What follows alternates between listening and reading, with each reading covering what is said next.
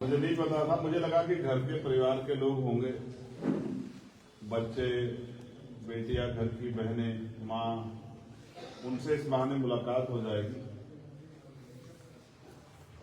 लेकिन जब मैं यहाँ आया तो देखा कि प्रतिभा दीदी ने कोशिश की थी कि जो भी उनके जानने वाले हैं उनमें से काफी लोग आ जाए। प्यारे साथियों, प्रतिभा दीदी से जब मैं मिला था और उस दिन के बाद जहां कार्यक्रम हुआ, मैंने उनकी लगन को देखा है कि वो चाहे कार्यक्रम कहीं भी हुआ है, 99% कार्यक्रमों में उन्होंने पहुंचने का काम किया। ये बड़ी जिम्मेदारी की बात है। महिला होने के बाद अपने आंदोलन, अपने दल, अपने मिशन से इतना प्रेम करना ये आसान नहीं। और इसके लिए सिर्फ ये अकेली बधाई की पात्र नहीं है, इनके परिवार का हर एक मेंबर जो है, इनके जीवन साथी भी उसमें इंक्लूड है कि उन्होंने उनको इस तरह की अवसर, आजादी और आवश्यक सुविधाएं प्राप्त कराई हैं कि वो इन कार्यक्रम का हिस्सा बन सकते। कल मैं जब जालौन में था तब भी मैं यही कह रहा था कि एक परिवार का एक व्यक्ति अगर मिशन का काम करेगा, महापुरुषों की विचारधारा पे चलेगा, और दूसरा व्यक्ति वो महापुरुषों की विचारधारा के खिलाफ चलेगा, तो मिशन कामयाब नहीं होगा। मिशन तब कामयाब होगा, महापुरुषों के विचार, मानवता के विचार तब सफल होंगे जब परिवार के दोनों लोग, दोनों जीवन साथी मिलकर खुद को, अपने परिवार को और बड़े पैमाने पर समाज को तैयार करें कि वो सही रास्ते पर चले, मानवता के रास्ते पर चले। ये अच्छा है, इस बहाने आप लोगों से मुलाकात हो गई। हम तो छोटे से कार्यकर्ता हैं अपने आंदोलन के, अपने हर एक कार्यकर्ता अपनी पार्टी के हर एक नेता के साथ खड़े, और जब तक महापुरुषों का मिशन पूरा नहीं होता तब तक इस काम को जिम्मेदारी से करते हैं। आपका और मेरा रिश्ता सिर्फ वोट का नहीं था, मैं ये बात भी आपके सामने बताना चाहता हूं। वोट के रिश्ते तो पिछले लंबे समय से, जब से लोकतंत्र है, बने ही आ रहे हैं। लेकिन सवाल ये है कि उपेक्षित वर्गों की तरक्की में नए आयाम कब जुड़ेंगे। आज मैं पुष्पा जी से जब बात कर रहा था, वो एक शानदार बात उन्होंने कही कि सरकारें बदलती हैं लेकिन हालात नहीं बदलते।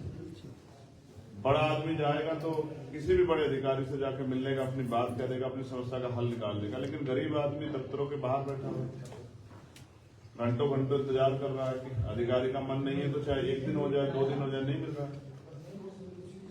तो जब कोई अधिकारी से अपनी बात बता ही नहीं पा रहा है तो उनकी समस्या हल कैसे होगी।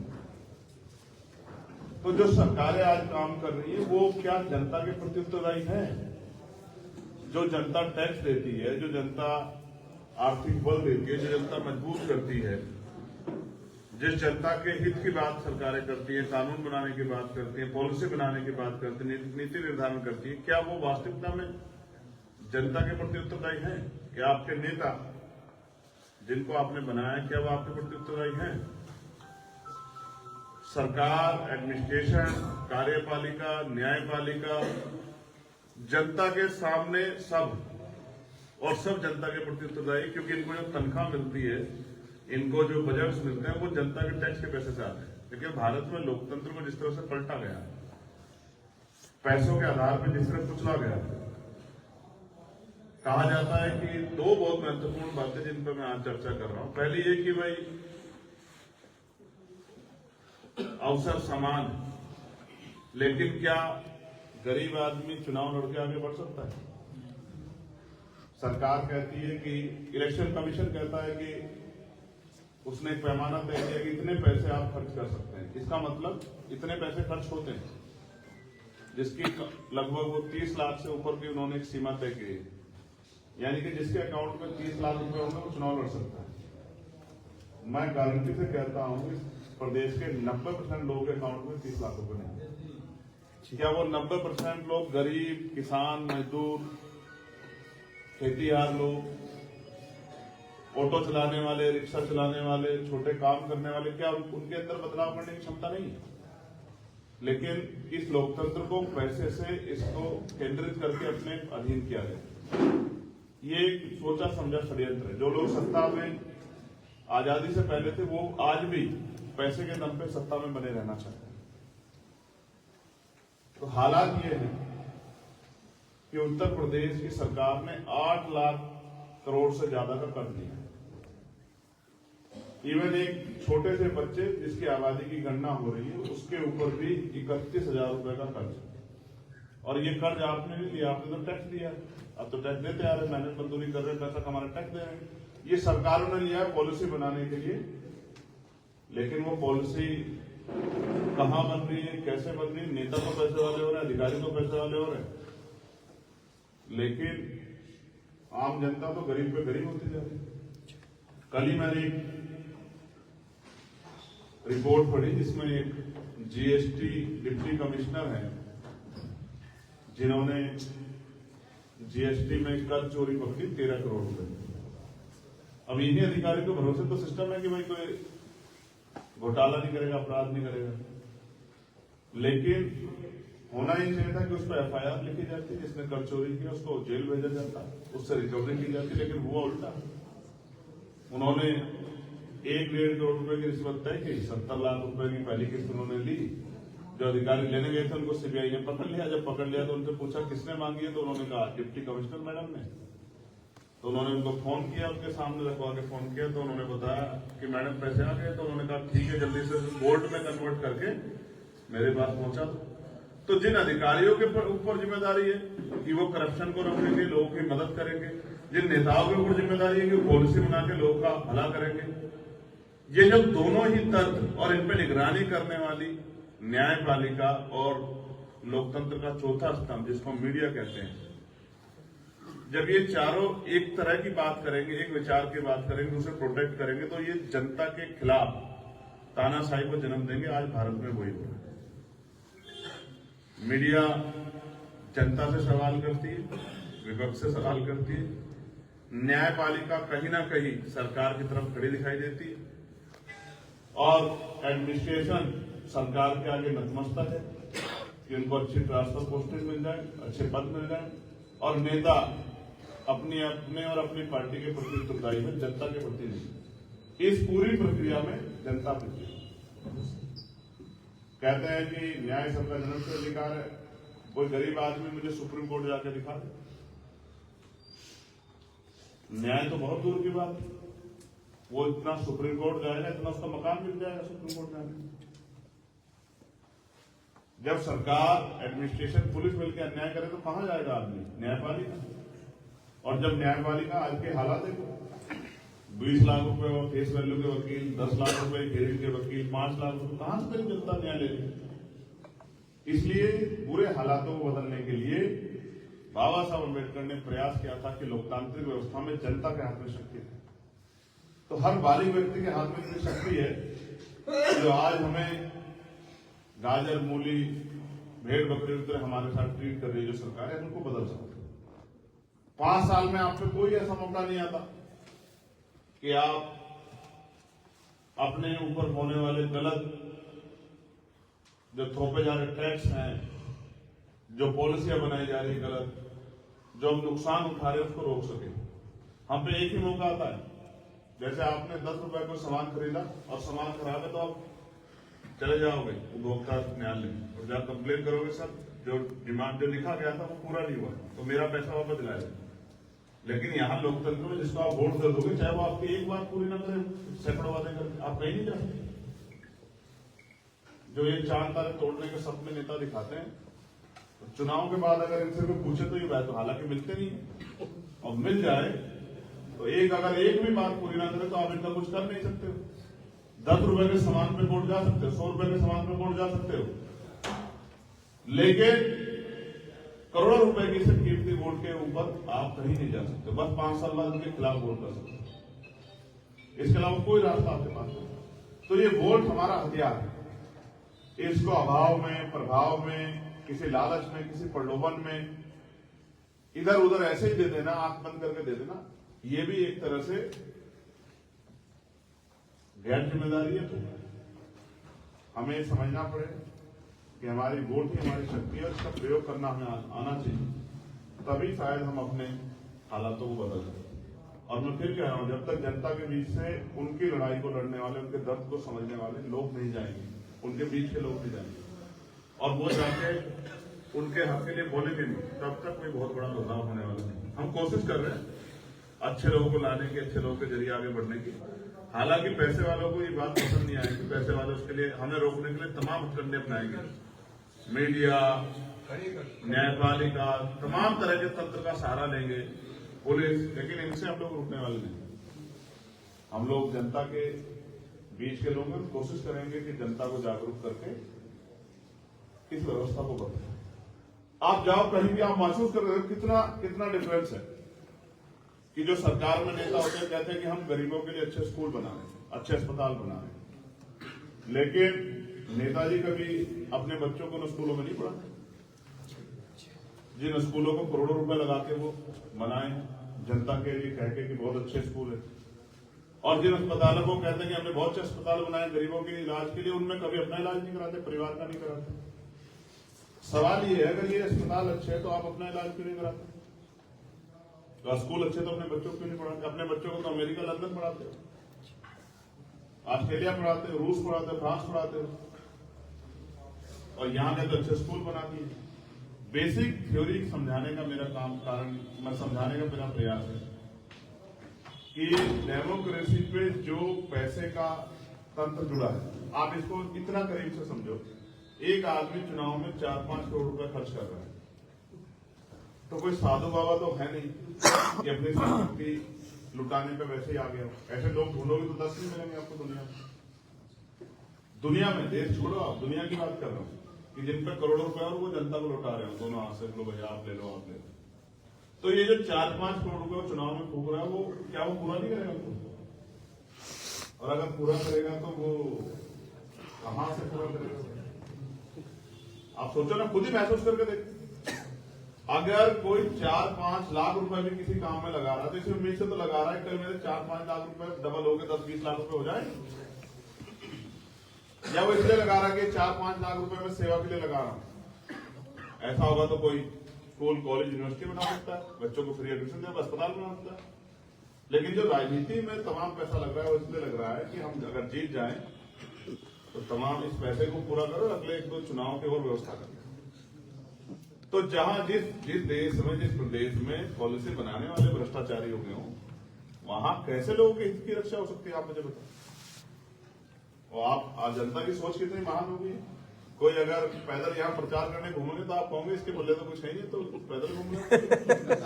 जब कोई 100-50 गाड़ी लेके आएगा तभी आपको लगेगा कोई मजबूत आदमी है। तो जनता भी चमक धमक में आ गई, और इसके वजह से नुकसान किसका हो रहा है? जनता का। अपने पैरों पर कुल्हाड़ी जनता खुद ही बनना है। तो हम कोशिश कर रहे हैं कि नए लोगों को, जैसे प्रतिभा दीदी है, उनके मन में काम करने की इच्छा है, जज साहब है, जैसे अनिकेत साहब है, हमारे तमाम ऐसे लोग हमारे, आपका भी नाम लो जैसे हमारे प्रधान जी हैं, जैसे हमारी पुष्पा बहन जी हैं, मनोज साहब हैं, ऐसे तमाम साथी जो मेहनत कर रहे हैं। अगर वो इसी तरह ईमानदार से, देखो अगर मैं इसलिए लगा रहा हूँ क्योंकि तथागत बुद्ध ने कहा है कि व्यक्ति कभी भी बदल बिल्कुल। अगर वो इसी ईमानदार से काम करते रहे, जब मुझे विश्वास है क्यों करेंगे, तो मैं लिख के देता हूँ कि आंदोलन आगे बढ़ता है। मैं एक बात और आपको बताना चाहता हूँ, क्योंकि मैंने मौत को बड़े करीब से देखा है, मैंने गोली खाई है, मैंने खूब लाठियां खाई, तो मैं ये बात बहुत जिम्मेदारी से कह सकता हूँ कि मैंने महापुरुषों से बहुत कुछ सीखा, और मैंने पिछले आंदोलन क्यों खराब हुए ये भी उनकी आंदोलन में गलती करने वाले नेताओं से बहुत कुछ सीखा। इसलिए मैं सबको समझाता हूँ कि भाई हम बहुजन हैं, और जब हम बहुजन रहेंगे तो ही हम इस देश में कामयाब हो सकते हैं। अगर हम जाट, वाल्मीकि, पारसी, धोबी, कोरी, खटीक, पाल, प्रजापति, कश्यप, सैनी, मौर्य, शाक्य, बिंद, कुशवाहा, राजभर, मल्ला, कायस्थ, तमाम इन जातियों में बटे रहेंगे, फिर हम कहीं ना कहीं हमारा झुकाव, क्योंकि देश में जाति व्यवस्था है। मामा उसी जाति के होते हैं, चाचा उसी जाति के होते हैं, चाची, मामी, बुआ, फूफा, बहन, बहनोई, माता पिता, दादा दादी, नाना नानी एक ही जाति के होते हैं। तो बचपन से हमारे ऊपर जाति का इतना प्रभाव होता है कि उसको छोड़ना आसान नहीं है। तो आदमी को अपनी जाति में ही प्रेम नजर आता है, जबकि इंसान का सबसे बड़ा मजहब इंसानियत है। तो इंसान खुद में एक जाति है, उनको इंसानों के बारे में सोचना चाहिए। अगर आप बाहर सड़क पे कोई इंसान और जानवर अगर उसको तकलीफ हो रही है और आपके दिल में उसके प्रति दर्द पैदा नहीं होता, तो मैं मानता हूं कि आप इंसान हैं। अगर आप उसके चश्मे से देख रहे हैं कि वो मेरी जाति का है, मेरे धर्म का है, उसके क्या पहना है, उसने वो कैसा दिखता है, उसका रंग क्या है, अगर आप ये सब चीजें सोचते हैं तो कहीं ना कहीं आपके अंदर आज भी किसी ना किसी तरह का इनकार देना है। मैं इस जाति व्यवस्था को नहीं मानता। मैं कमजोर वर्गों को उनके हालातों को समझता हूं, इसलिए मैं उनको पूरे कमजोर वर्गों को कहना चाहता हूं। हालांकि जितना हम लोग एकता बनाने का प्रयास करते हैं तो पुराने लोगों को बड़ी तकलीफ हो रही है। उनको लगता है कि हमारा तो दुकानदारी धंधा ही बंद हो जाएगा। उनका धंधा बंद होना हो, लेकिन अपने गरीब लोगों को तो मरने के लिए नहीं छोड़ सकते। इसलिए मैं अपने नेताओं से भी कहूंगा कि वो भी अपने मन को सीधा और स्पष्ट कर दें कि हम जनता के लोग हैं और जनता के लिए। इसी बात से उनको शक्ति मिलेगी, क्योंकि मैं जिन लोगों से मिलता हूं, जैसे कुछ सज्जन आज मिले, मैं ऐसे भी बहुत सारे लोग हैं जिनसे मैं 10-10 साल से नहीं मिला, 5-5 साल से नहीं मिला। वो व्यक्तिगत रूप से मैं उनको नहीं जानता, वो मुझे काम के आधार पर, विचार के आधार पर पसंद करते हैं। और अगर कभी मैं उनसे सहयोग मांगता हूं तो वो सहयोग भी देते हैं। वो तब भी नहीं मिलते मुझसे, न किसी को बताते कि हमने सहयोग दिया। ऐसे मैं हजार लोगों को जानता हूं, क्योंकि जब मैं चुनाव लड़ा था, आपको जान के ऐतराज होगा, लोग कहते हैं मदद नहीं होती। मैंने एक पैसा कहीं से किसी से उधार नहीं लिया। चुनाव के समय में मेरा चुनाव का पूरा खर्च गरीब लोगों ने उठाया, जनता ने उठाया, आप सब लोगों ने उठाया। इतने पैसे दिए कि चुनाव के बाद मेरे पास पैसे बच गए। काउंटिंग के बाद भी मेरे पास पैसे बच गए थे। मैंने वो पैसे पार्टी अकाउंट में जमा कराए। मैं ये बात आपको इसलिए बता रहा हूं, कोई ईमानदार से काम करता है। जो झूठ बोलता है वो आज नहीं तो कल पकड़ा जाएगा। आप बाहर जाके कुछ बोलते हो, घर में कुछ और बोलते हो, तो ज्यादा दिन चल नहीं पाओगे। किस ना किस दिन तो पकड़े जाओगे, उस दिन आपकी क्रेडिबिलिटी गिर जाएगी। लोग आपसे प्यार नहीं करेंगे तो झूठ बोलते। तो मैं आपके बात इसलिए कह रहा हूं, मेरा अनुभव अगर कोई ईमानदार से काम करता है तो लोग उसका साथ देते हैं। तो जो आप कहते हैं उसको आप करें। आपकी कथनी करनी एक समान होनी चाहिए। मैं गारंटी दे कहता हूं, आपको कामयाब होने से कोई नहीं रोक सकता। अगर जो आप लक्ष्य बनाते हैं उसके प्रति पूरी मेहनत करते हैं। अगर आप 8 घंटे पढ़ते हैं तभी आप पीसीएस का एग्जाम निकाल सकते हैं। आप 2 घंटे पढ़ के पीसीएस का एग्जाम नहीं निकाल सकते। अगर आप आईएएस का एग्जाम क्रैक करना चाहते हैं तो आपको 12-14 घंटे अपने आप को उसमें झोंकना पड़ेगा, बहुत सारी चीजों को उससे दूर करना पड़ेगा। आप सोचो कि आप 1 घंटा पढ़ लो और आप आईएएस का एग्जाम क्रैक कर दो, ये आपका सपना हो सकता है। ये सब सफल होने की परिभाषा नहीं है। जो चपरासी की नौकरी करना चाहता है वो भी 2-4 घंटे पढ़ता है, फिजिकल व्यायाम करता है। पुलिस की नौकरी के लिए भी 2 घंटे पढ़ना पड़ता है। कोई नौकरी आसान नहीं, कोई काम आसान नहीं। हर काम में मुसीबत, हर काम में परेशानी है।